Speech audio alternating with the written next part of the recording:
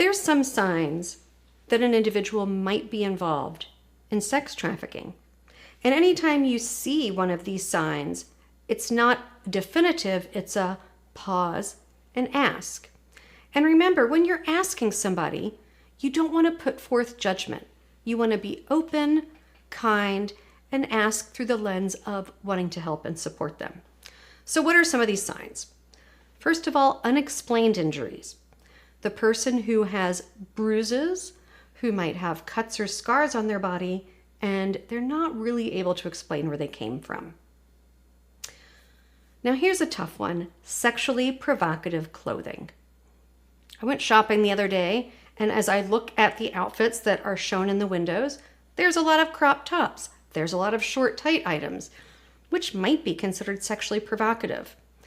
But if you have somebody that has had a sudden change in their style of appearance, who's wearing excessive makeup, who is appearing to be more sexually provocative than they had before, it's a moment to stop and ask.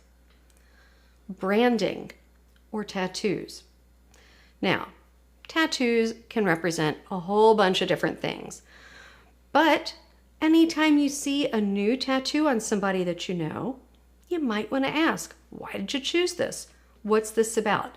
And that could help give you a clue into what's happening in their life.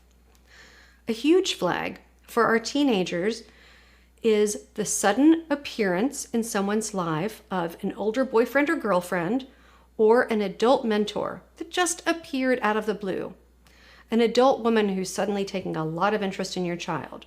You might want to find out why, how they met, what their intentions are. And if your child or someone else's child is struggling to make decisions without the approval of that older boyfriend, that adult mentor, that's a really big red flag. And then finally, unexplained items, like what you might ask. Burner phones, cell phones that are not cell phones that you've issued to your child. Unexplained cash or more money to buy things that ordinarily your child wouldn't have had. Things that couldn't be acquired through a minimum wage job that most teenagers qualify for. Or the sudden appearance of really expensive items that you know you didn't purchase and seem to be really out of the realm of a typical gift.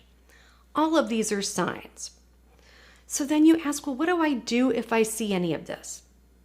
As I described, you ask, hey, help me understand what this new tattoo is about. I see that you have a bruise on your face. How did that happen?